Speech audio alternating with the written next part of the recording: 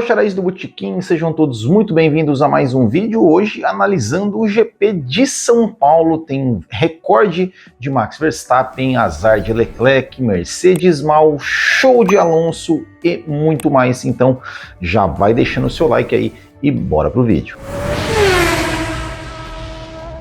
Max Verstappen venceu novamente, venceu as duas corridas em São Paulo, tanto a corrida sprint quanto a corrida principal, e venceu. Foram duas vitórias praticamente de ponta a ponta, sem qualquer dificuldade.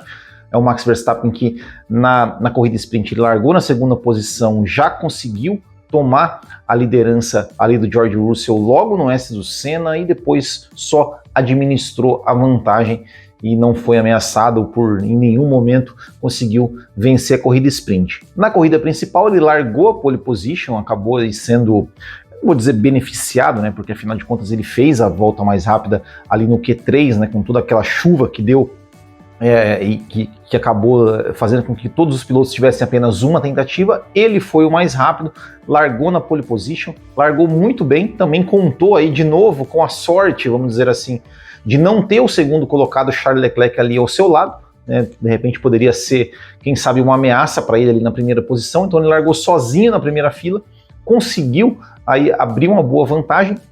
E o Verstappen, ele chegou, né, assim, em determinado momento da corrida, no começo da prova, o Norris até chegou a ameaçá-lo, né, meio que arriscou ali um tudo ou nada, ali no final da reta oposta, tentou uma manobra de ultrapassagem, não conseguiu, e a partir disso aí o Verstappen conseguiu abrindo uma boa diferença, uma diferença tranquila, e levou o seu carro ali para a vitória com mais uma tranquilidade. E essa vitória no GP de São Paulo deu ao Verstappen um recorde que durava desde 1952, né, que é a maior porcentagem de vitórias em uma temporada de um piloto. Em 1952, o Alberto Ascari venceu 6 de 8 corridas da temporada. Olha só, 8 corridas de a temporada, hein? E agora, o que dava 75% de vitórias em uma temporada. E em 2023, o Max Verstappen, por enquanto, venceu 17 de 20 provas, o que dá 85% de vitórias em uma temporada de Fórmula 1. Realmente aí um desempenho, um domínio avassalador de Max Verstappen nessa temporada de 2023, e não foi diferente aqui no GP São Paulo.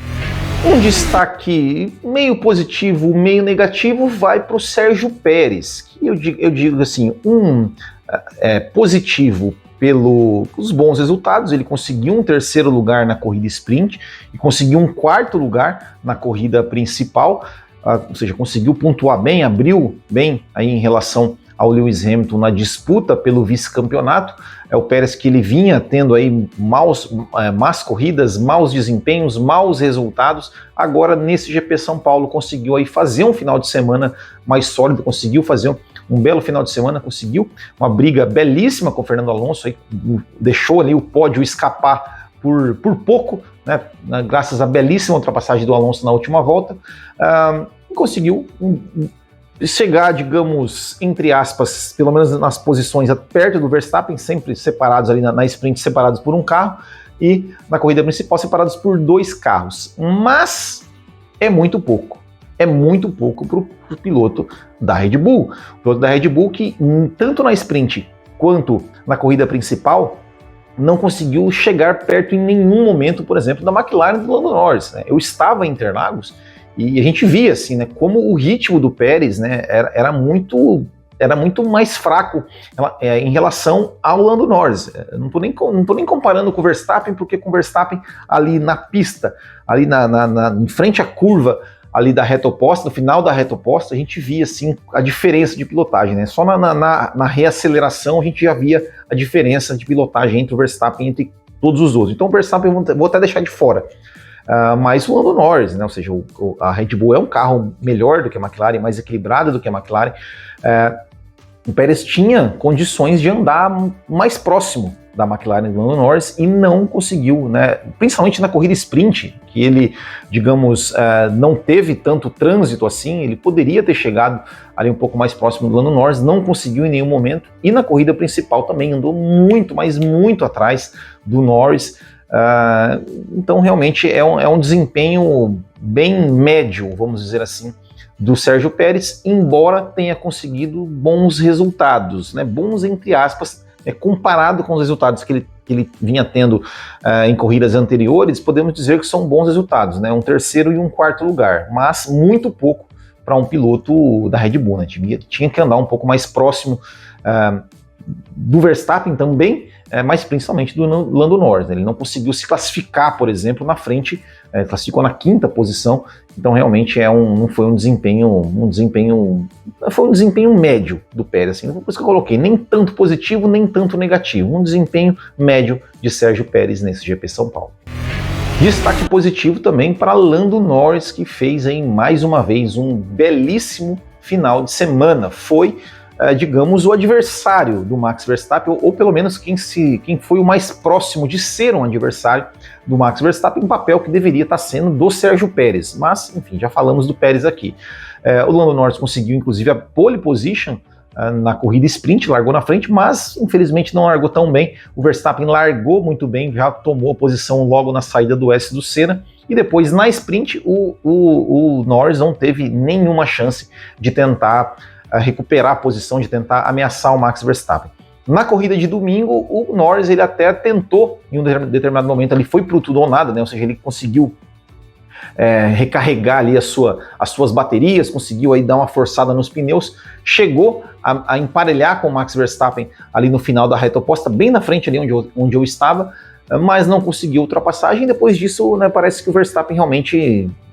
o Norris, ou seja, foi pro tudo ou nada, gastou todas as fichas que ele tinha, aí ele viu que não ia conseguir, parece que ele também se contentou, digamos assim, com a 2ª posição. O Verstappen já foi abrindo mais vantagem na própria volta, né, que o Norris ameaçou o Verstappen, ele tentou ultrapassagem no Verstappen no final da reta oposta. No final daquela volta, o Verstappen já estava mais de 1 segundo à frente, e depois aí foi só abrindo vantagem, mas mesmo assim, um excelente final de semana do Lando Norris, um grande piloto. Realmente falta, né, aquele carro, né, para que ele consiga brigar lá na frente e quem sabe vir aí a tão sonhada e tão esperada a primeira vitória. Como eu falei, eu estava ali em Interlagos e muita gente estava querendo realmente, a torcida ali toda torcendo muito para o Norris finalmente conquistar sua primeira vitória, né? Interlagos, que viu a primeira vitória do Russell no ano passado, queria muito a primeira vitória do Norris também em 2023, mas infelizmente para ele, né, e para quem estava ali na arquibancada torcendo para o Norris, não aconteceu. O pessoal estava torcendo para o Norris, mas não tinha nada contra o Verstappen especificamente, apenas queria ver realmente alguma coisa diferente, né, um vencedor diferente em Interlagos. E o Norris, enfim, tentou, mas não teve jeito, porém conseguiu chegar aí digamos, na 2ª posição 2 vezes, né, tanto na sprint quanto na corrida principal, realmente fazendo aí uma excelente segunda metade da temporada, tanto o Norris quanto a McLaren. Mas o outro piloto da McLaren, digamos, teve um final de semana para esquecer, né, ou seja, o Oscar Piastri não foi bem nesse final de semana. O Oscar Piastri ele errou na qualificação ali no Q3, né, quando ele foi fazer a sua única tentativa. Tudo bem, ele pegou a pista ali, né, digamos, um pouquinho já quase molhada, acabou saindo da pista, acabou não conseguindo marcar o seu tempo, ficando na 10ª posição na classificação. Daí no sábado, na corrida sprint, ele errou também na largada, ou seja, acabou saindo ali também foi bem na minha frente, ele acabou saindo ali por fora, né, da curva ali, passou naquela área de escape, ela perdeu várias posições e não conseguiu se recuperar tanto assim. E na corrida principal ele teve um final de semana, né, assim, não teve culpa, acabou sendo atingido ali pelo incidente na primeira volta do Magnussen, do Albon e do Hülkenberg, acabou sobrando para ele, acabou sobrando para o Ricardo, e ele voltou para a corrida. Na verdade, ele ia abandonar a prova ali no final do safety car da primeira volta. Quando deu bandeira vermelha, a equipe conseguiu arrumar o carro dele, mas ele voltou voltou com uma volta atrás já na corrida, e aí realmente não teve muito o que fazer. O Piastri, mas assim, o Piastri não foi aquele Piastri, né, que a gente está acostumado a ver nesse GP de Interlagos, mas é claro, foi a primeira vez que ele andou em Interlagos, não conhecia a pista, enfim, então tá perdoado, vamos dizer assim, o desempenho do australiano. E é bom explicar, né, por que o Piastri e o Ricciardo, quando voltaram, eles voltaram uma volta atrás. O que acontece? Deu a largada, eles largaram, o Piastri e o Norris e o Ricciardo, eles tiveram danos no seu carro ali por causa do acidente. A direção de prova deu o safety car. Então deu o safety car, quando eles chegaram ali, já na reta oposta, já estava em regime de safety car. Então eles deram toda a volta ali sob regime de safety car. Quando eles foram completar a primeira volta, né, o Verstappen completou, todo mundo completou, o Piastri e o Ricciardo, eles entraram nos boxes, correto? Eles entraram nos boxes e a ideia era que eles fossem abandonar a prova. Então eles entraram ali na garagem dos boxes. Quando eles estavam no meio, né, o Verstappen, né, todo o pelotão, eles estavam no meio, eles completaram a primeira volta e o Verstappen, o Ricciardo e o Piastri entraram nos boxes. Então eles continuaram a dar a volta sob o regime de safety car. Quando eles estavam no meio da volta, a direção de prova deu a bandeira vermelha, certo? Porque assim, vocês lembrarem, né? Eles passaram atrás do safety car, quando eles completaram a primeira volta, eles passaram atrás do safety car por dentro do pit lane. E aí o Ricciardo e o Piastri já recolheram seus carros. Aí a direção de prova deu bandeira vermelha, e qual é o procedimento de bandeira vermelha? Né? Completa a volta e volta com os carros ali no fast lane, que eles chamam, né? Um pit lane ali que eles chamam, todos enfileirados. E nesse momento, tanto o Piastri, os carros do Piastri quanto do Ricciardo, eles estavam nos boxes, então eles tomaram uma volta. Porque o que acontece?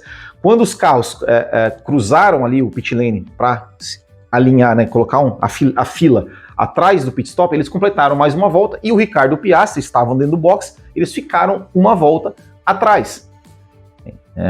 Uma volta atrás. Se, por exemplo, o Ricciardo e o Piastri, eles tivessem, por exemplo, naquela primeira volta, se eles tivessem, ao invés de ter entrado entrado na garagem, eles tivessem continuado atrás, dado a volta, e quando desse a bandeira vermelha, eles entrassem na garagem, aí eles não estariam uma volta atrás, mesmo mexendo no carro. Eles largariam dos boxes, mas não estariam uma volta atrás.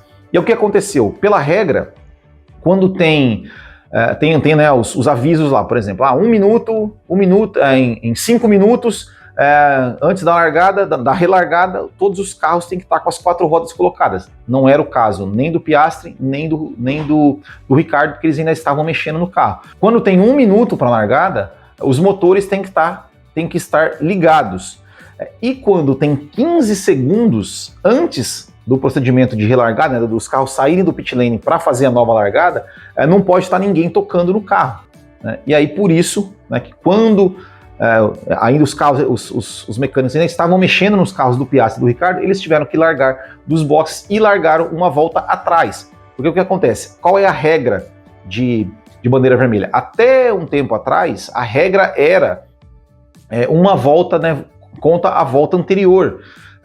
Hoje não é assim. Hoje a regra conta, a ordem do grid vai ser o último local detectável, vamos dizer assim. Então, como eles entraram nos boxes, cruzaram a linha de chegada, todo mundo sabia ali exatamente como é que estava a ordem dos carros, e nesse momento o Piastri e o Ricciardo estavam com uma volta atrás, por isso que eles já largaram com uma volta atrás.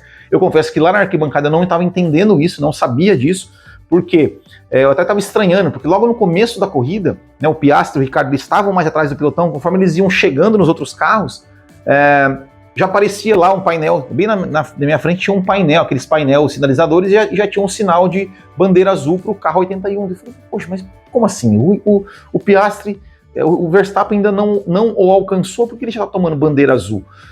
Enfim, e aí depois que eu fui entender esse motivo, estou tentando explicar aqui para vocês, espero que tenha ficado claro aqui, né? Não tenha me enrolado, mas qualquer dúvida, pergunte aqui nos comentários que daí eu explico para vocês. Outro destaque positivo, o vovô Alonso, o grande Fernando Alonso, que espetáculo de piloto, conseguiu aí largar muito bem, as Aston Martin largaram muito bem ali, quer dizer, largaram bem não, eles largaram mal, né, na verdade, eles classificaram bem, né, o Stroll em terceiro, o Alonso em quarto, na largada eles foram ali engolidos pelo Norris e pelo Hamilton, que largaram melhor.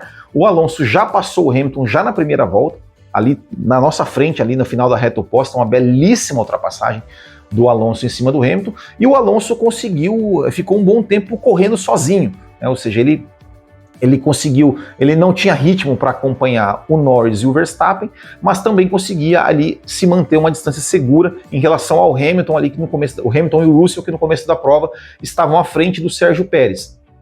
E ele foi, enfim, mantendo seu ritmo, fazendo uma belíssima corrida, e no final da prova ele foi pressionado pelo Sérgio Pérez, ali no último stint, né? O Pérez, ele conseguiu ali, digamos, administrar a ponto de chegar no final do seu último stint ali para atacar o Fernando Alonso, né? Atacou o Alonso na penúltima volta só, né? O Alonso recebeu de fato um ataque. O Alonso ele conseguiu, nas voltas anteriores, se defender do Pérez, digamos assim, não dando condições para o Pérez abrir o DRS, quer dizer, mesmo com o DRS, o Alonso conseguia se defender a ponto de não dar a chance do Pérez tentar uma manobra de ultrapassagem. Na penúltima volta, o Pérez ali foi para tudo ou nada, fez uma belíssima ultrapassagem no S do Senna, e o Alonso conseguiu ali, na última volta, também na nossa frente, ali, dar o troco em cima do Pérez, fazer a ultrapassagem por fora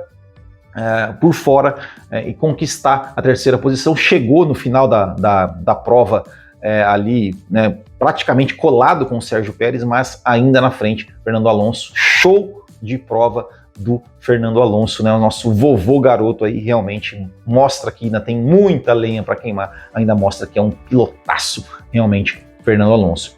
E destaque também positivo para o Lance Stroll, né? O Lance Stroll também fez um bom final de semana, conseguiu classificar na frente do Alonso, chegou aí na quinta posição, um bom resultado para o Stroll, acho assim, né? O Stroll é aquilo, né? É o que a gente não dá para esperar mais do que isso do Lance Stroll. Conseguiu aí, fez uma corrida digna, vamos dizer assim, um final de semana digno, se classificou bem, conseguiu chegar numa ótima quinta posição com sua Aston Martin. Destaque negativo para Mercedes, né? Mercedes não conseguiu se achar, não conseguiu ter um bom ritmo nesse final de semana. A justificativa, uma das justificativas que a gente andou apurando, foi que por conta da desclassificação que eles tiveram ali em Austin, eles resolveram não arriscar muito, eles levantaram um pouco, né, o carro, deixaram o carro um pouco mais alto, e também colocaram um pouco mais de asa traseira, ou seja, você levanta um pouco mais o carro, você perde um pouco de carga aerodinâmica, e aí para compensar isso você coloca um pouco mais de asa no carro. E aí a gente via, né, que a Mercedes na reta, né, realmente estava morta. Mesmo com o DRS aberto, o Hamilton não conseguia se aproximar de nenhum carro, né? Não conseguia se aproximar de nenhum carro, tanto o Hamilton quanto o Russell não conseguiram se aproximar de nenhum carro, e o Hamilton falou na declaração dele pós-corrida que também o seu carro estava escorregando demais, né, nas laterais ali quando faziam as curvas, e isso é uma coisa que desgasta muito pneus, então também não conseguiu gerenciar muito bem os pneus. Tanto é que quando o Hamilton e o Russell colocaram os pneus médios, realmente ficaram assim, eles ficaram praticamente vendidos, não tiveram ritmo nenhum. Com os pneus macios ainda até conseguiram um ritmo melhor, mas com os pneus médios realmente não tiveram ritmo nenhum. E também fora algumas coisas que a própria Mercedes reconheceu que eles não estavam entendendo, não conseguiram entender, não conseguiram achar o ajuste fino do carro aí para conseguir ter um bom desempenho. Lembrando, final de semana de sprint, apenas um treino livre, depois já é parque fechado, realmente é mais complicado de achar ali a sintonia fina, de ajustar o carro, de testar o carro. Lembrando que, por exemplo, nos treinos livres, todos os pilotos, todos os carros usaram pneus duros, né, nos treinos livres, e nenhum deles usou na corrida, porque não tinha aderência nenhuma, os pneus duros em Interlagos. Então, ou seja, não conseguiram achar o acerto correto, mas essa questão de levantar um pouquinho o carro e colocar um pouco mais de asa, realmente matou a Mercedes. E outro ponto negativo é o George Russell, né, pedindo ali, estamos correndo juntos ou não estamos? Não sei o quê. Cara, faz a sua corrida, pô, faz a sua corrida. Se tiver que passar pasta, se tiver que... que coisa, cara, que mania que esses pilotos têm de, estamos correndo juntos ou vai cada um vai fazer a sua corrida? Cara, cada um vai fazer a sua corrida, cara, é um campeonato de pilotos. Pelo amor de Deus, cara, coisa chata. Outro ponto negativo dessa corrida também pro Charles Leclerc, né? Coitado, o azar do Leclerc, né? O Leclerc... O azar do Leclerc, o Leclerc foi bem, conseguiu classificar na segunda posição e largaria na primeira fila. Não sei se a Ferrari teria muito ritmo para um bom ritmo de corrida, visto que o Sainz não teve também assim um bom ritmo de corrida, também reclamou, falou que foi um final de semana muito difícil para ele, mas o azar do Leclerc, né, que nem largou, ou seja, já ficou ali na volta de apresentação, o problema hidráulico, ele falou, por que eu sou tão sem sorte? Leclerc, realmente, essa é a pergunta, né? Por que tudo acontece com o pobre do Leclerc? Para encerrar, pontos positivos e negativos, né, da minha experiência em Interlagos. Eu gravei um vídeo ali para vocês, fiz um vídeo na segunda-feira mostrando, né, como é que foi meu final de semana em Interlagos, né? Por isso que esse vídeo de hoje está saindo, esse vídeo que era para sair na segunda de análise, está saindo na quarta. Então, quem não viu, vejam lá, vai ser muito legal. Eu não ia para Interlagos desde 2006, né? Então, assim, um ponto negativo é, claro, o som, né? Em 2006 o som era ensurdecedor. Eu lembro daquele som dos motores V10, assim, nem se compara. Eu lembro a primeira vez que primeiro carro que passou rasgando, naquela ocasião eu fiquei no setor A, né? Esse ano eu fiquei no setor G. O primeiro carro que passou rasgando na reta ali foi a Toyota do Ralf Schumacher, eu lembro até hoje. E quando passou rasgando assim, arrepiou, chegou a sair lágrima do olho, assim, de tão estridente, de tão alto que era o som dos motores. E esse ano, né, os motores da Porsche era mais alto do que os motores da Fórmula 1, isso realmente é triste. Pontos positivos de Interlagos, comparando as experiências de 2006, né, com 2023, né, 17 anos depois, é o comportamento do público, né, ou seja, lá em 2006... coitada, as mulheres sofriam, né? Ou seja, qualquer mulher que passava lá, a galera mexia, qualquer cara que passava ali junto com sua namorada, esposa, a galera mexia, gritava, enfim. E esse ano tava tudo tranquilo, assim, todo mundo respeitava, não tinha essas coisas, essas brincadeiras, assim, né? Brincadeiras sem graça, né? De constrangimento. Todo mundo respeitava muito bem, que é como deve ser, é claro, né? Tinha um ou outro ali, mais babacão ali, bebia ali, teve até uma briga ali no setor G ali de dois idiotas ali, mas caso totalmente isolado, a galera tava ali super bem, e até as vaias, né, que tinham as vaias ali, o pessoal tava, né, vaiava ali, às vezes o Max Verstappen, mas era uma vaia muito assim, da zoeira, assim, no sentido assim, cara, vamos torcer contra esse cara, porque a gente não aguenta mais ver esse cara ganhar, sabe, não era uma vaia assim, com ódio, com nada disso, né? Tinha, né, os caras, tanto é que depois que o Verstappen ganhou a corrida, ele sempre passava ali, ele era aplaudido da mesma forma, mas durante ali a corrida, durante a classificação, quando ele ia fazer a classificação, a gente o pessoal vaiava ele porque, né, cara, queria ver alguém diferente vencer. Agora, uma coisa que eu achei interessante, assim, é como a torcida ali era muito Lewis Hamilton, né? Muito torcedor do Hamilton ali. Então, o Hamilton, sem sombra de dúvida, foi o piloto mais ovacionado do final de semana. Mas foi uma experiência realmente muito legal. Tá aqui, ó, o cartãozinho, né, que é usado para fazer compras ali no autódromo. Compras caras, as coisas lá, né? Mas fazer o quê? Faz parte. Certo, pessoal? Então é isso. Esse foi o nosso vídeo aí de análise desse GP São Paulo. Sexta-feira vai ter o vídeo do comissário Will, que era para ser hoje, vai ser na sexta-feira. E é isso aí. Muito obrigado, grande abraço a todos. Até o próximo e tchau.